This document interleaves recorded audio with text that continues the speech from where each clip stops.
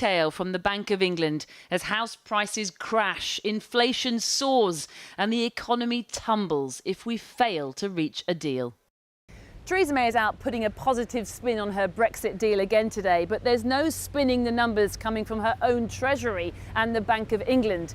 And while economic analyses are always full of caution and caveats, particularly now with all the uncertainties around Brexit, there's no denying one central fact, that leaving the EU under any scenario leaves Britain and all of us worse off. The Chancellor was preparing the ground before the figures with a round of interviews, a Remainer himself, but one this morning in damage limitation mode. Yes, it's true. If we are only looking at the economic benefits, remaining in the EU is a slightly better economic outcome than the Prime Minister's deal. But the Prime Minister's deal gives an outcome remarkably close to the benefits of staying in the European Union, the economic benefits, while having all the political benefits of being independent.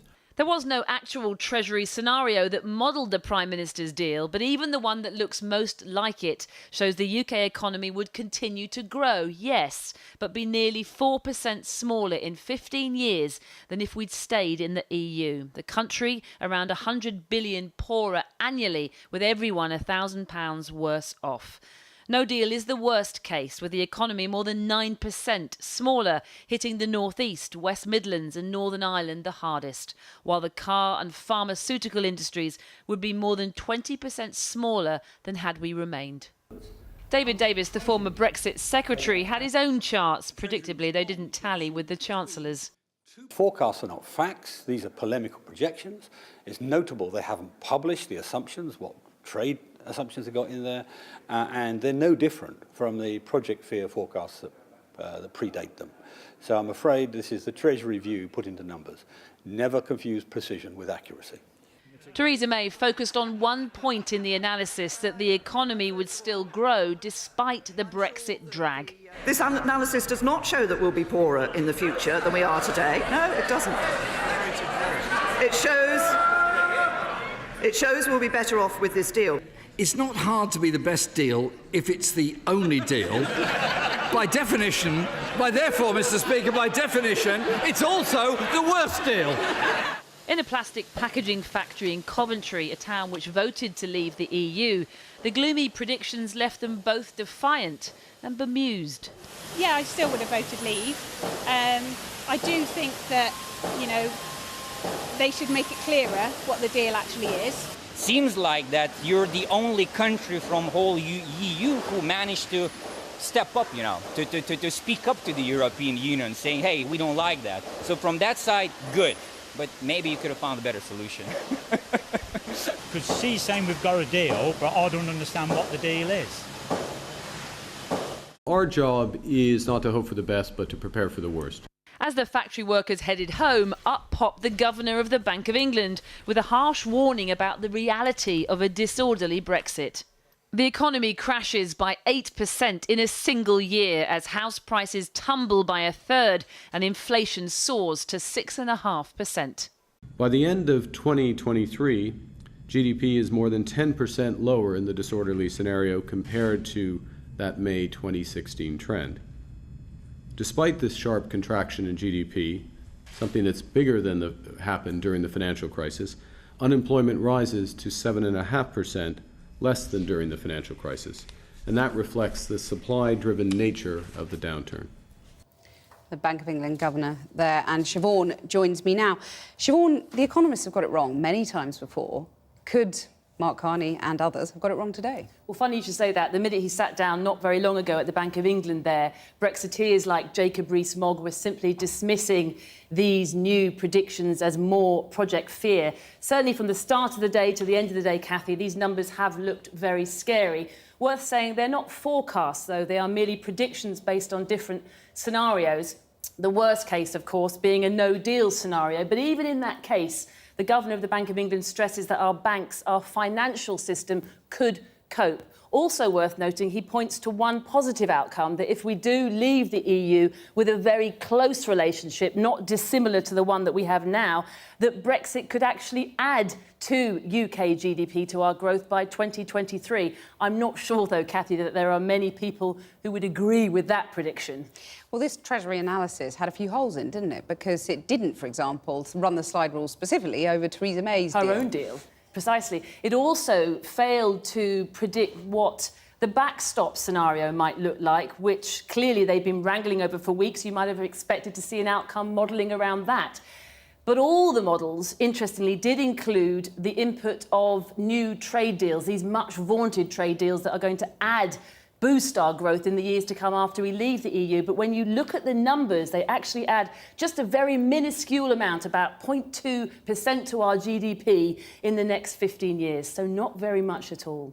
Indeed. Siobhan, thanks very much. Well, a short time ago, I spoke to the Financial Secretary to the Treasury, Mel Stride. I began by asking him if he was proud to be part of a government that promises to make people poorer. I'm proud to be part of a government that, despite all the naysayers saying we would never negotiate a deal with the European Union, has gone out and done just that. This is a deal that is going to be good for the economy going forward, but also it's going to deliver on the fundamentals of what the referendum in 2016 told us the British people wanted. And it's a deal that will make people poorer. It's a deal that will put an end to free movement. It's a deal that will stop us sending vast sums of money to the EU. It's a deal that will allow us to get out there and enter into trading arrangements with other countries around the world. It will protect the integrity of the United Kingdom. So this is a good... And it will make the British people poorer. Well, we've just released some figures today to baseline and compare the deal with other possibilities, such as free trade agreements, such as no deal at all.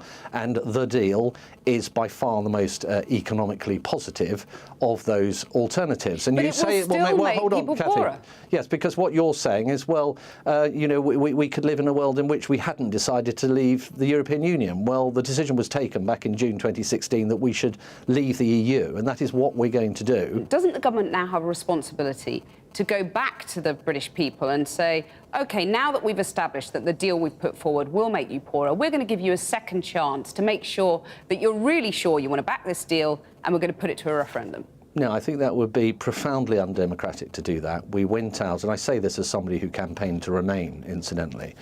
We went out to the British people. We had the largest turnout at any electoral event in the history of our country. And the result was very clear, and that was that people voted to leave the EU. So that has to be our starting point. Do you believe this analysis, or do you think it is Project Fear? What I am satisfied of is that it has been properly looked at in an honest and in-depth way, without ministers, or certainly let alone the Treasury, interfering in any way at all. And this is the analysis that we have. Just wondering what happened to the sunlit uplands. I mean, can you still see them? Yeah, absolutely I can. Listen, if we get this deal agreed by Parliament, the whole mood music across the UK economy is going to change quite dramatically. Gone will be the uncertainty, gone will be the slowdown in investment decisions, gone will be those businesses out there that will be saying to themselves, do I hire somebody now or do I delay that decision? And we will move into a period of certainty, greater confidence. We've got that ability to have that deal that will deliver that. And what we don't want is to go and end up in a situation where we have a no deal, which would have a very detrimental effect. And there are those who say that pigs will fly before you get Theresa May's deal through Parliament. Well, they're probably the same people, Cathy, that said pigs will fly when we tried to get the Phase 1 agreement sorted out, the money with the EU, and we did that. And they're probably the same people that said pigs might fly when they said we'll never agree an implementation period with the EU, and we did that. And they're probably the same people that said pigs might fly if you think you're going to get a deal with the EU. Well, we've just done that. Many pigs in the air. Mel Stride, thank you very much. Thank you. Well, after another bruising encounter at the dispatch box and another robust defence of her Brexit strategy, Mrs May flew to Glasgow as part of her efforts to sell her deal to voters, dropping in at a local factory to tell workers that the agreement would offer the chance of an unprecedented economic partnership with Europe. It was something of a flying visit, but our Scotland correspondent Kieran Jenkins has been getting some local reaction. This is the persuasion tour, the Prime Minister taking her message, we're told, directly to the people. In this case, the people at a number 10 organised event in a leather factory near Glasgow. So how did Theresa May's sales pitch go down in Scotland? It's all about chemistry as well as raw material. Well, this chat is about leather. Driving and automation, so one of the challenges we have. She may well have spoken widely with workers here about her Brexit deal, but from the footage shared with us, we can't identify a conversation we could show you. And anyway, her line isn't changing. People voted to leave, and I believe as politicians we should deliver that. We've negotiated a deal that delivers that Brexit and does it while protecting jobs, protecting livelihoods, protecting security and protecting our United Kingdom. There was no trip to the coast for the Prime Minister, or indeed anywhere but here. Amid charges from her own party, she has sold out the fishing industry. She said this.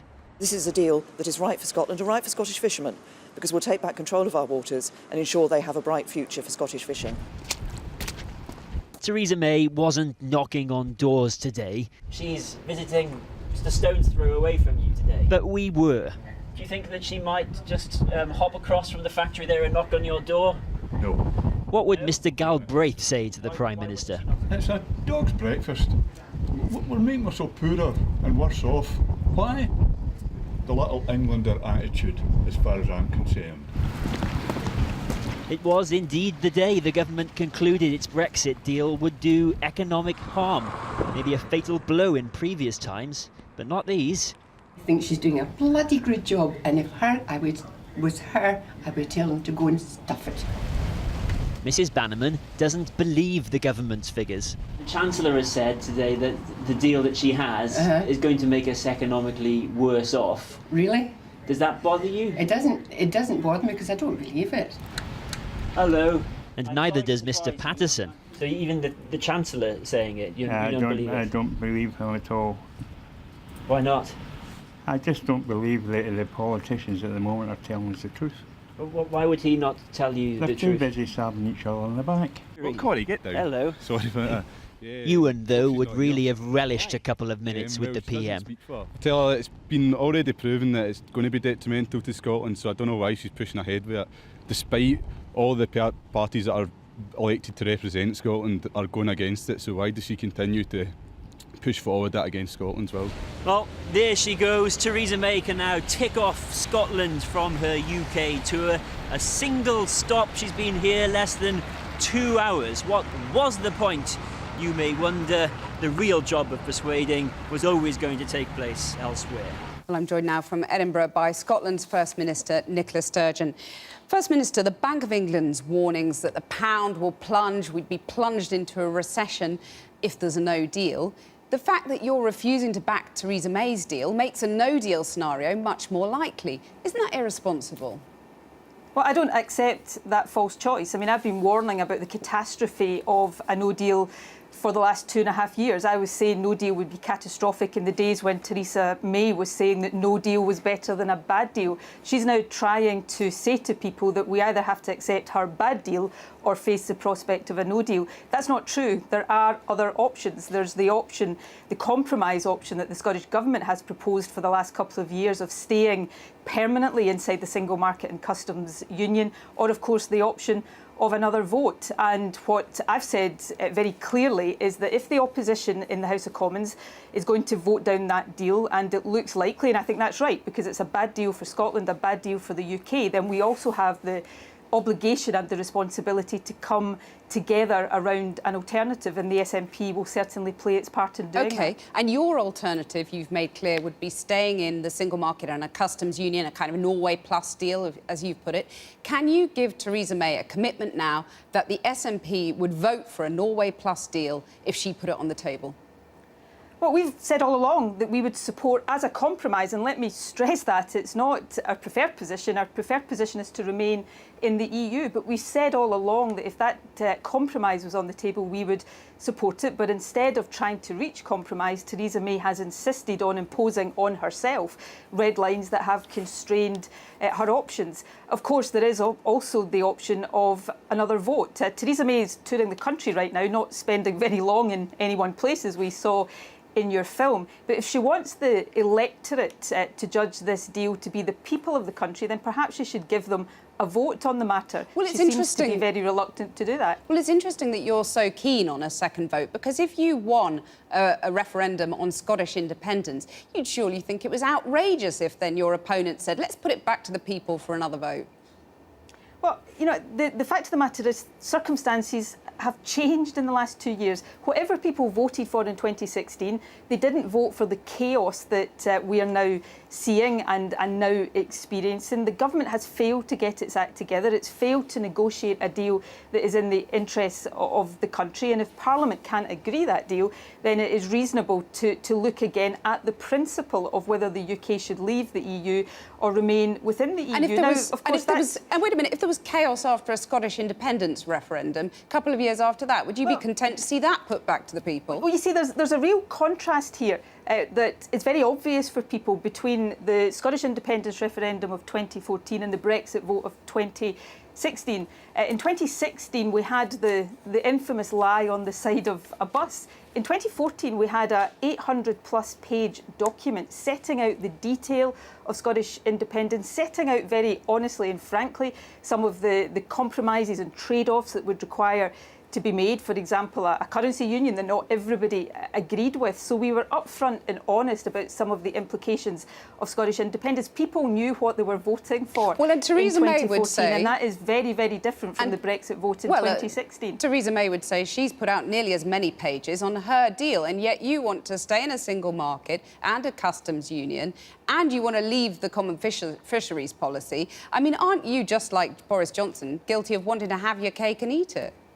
Well, of course, EFTA countries that are in the single market and not in the EU are not in the common fisheries policy, but in that deal that Theresa May struck at the weekend, I mean, clearly the way is being paved for another sellout of Scottish fishermen. But you talked about the hundreds of pages of the withdrawal deal, and there's lots in that, of course, to pore over.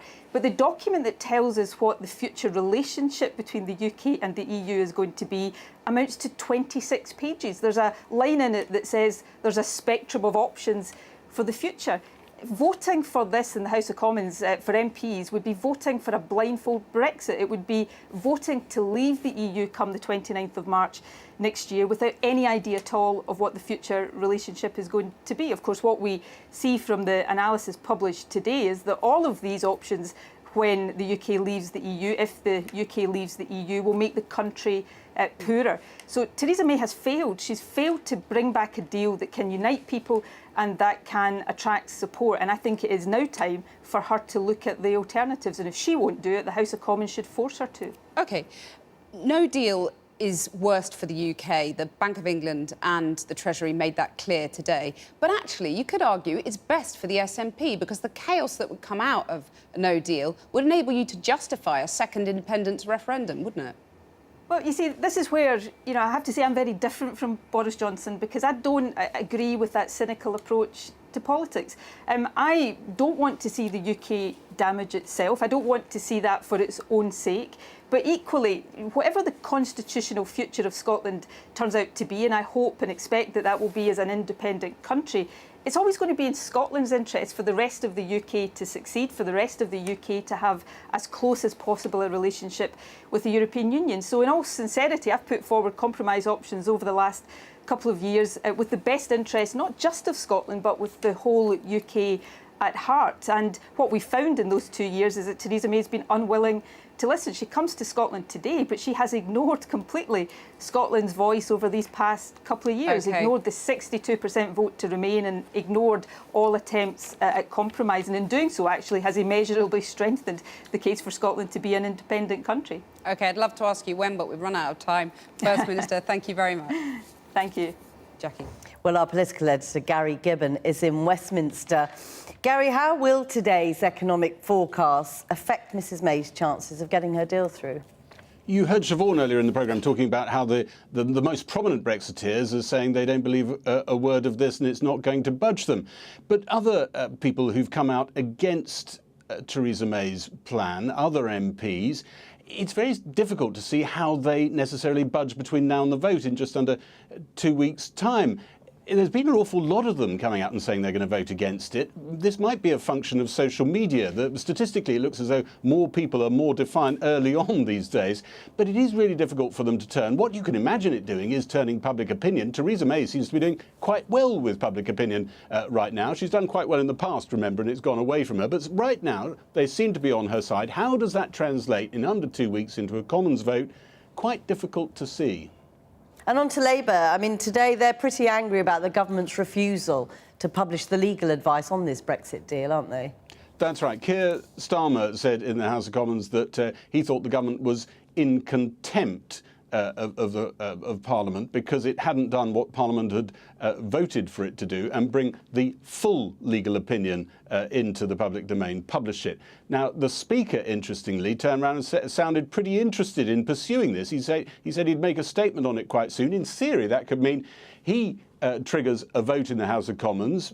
Technically, that could then lead to a Privileges Committee inquiry by MPs, and then, potentially, technically, you could have a member of the government, maybe the Attorney General, maybe the effective Deputy Prime Minister, David Lidington, maybe even the Prime Minister, suspended from the House of Commons for contempt. Now, you'd scratch your head and think that's unthinkable, but right now an awful lot of unthinkable things seem to be happening. And is there movement today on Labour's position on a second referendum or not?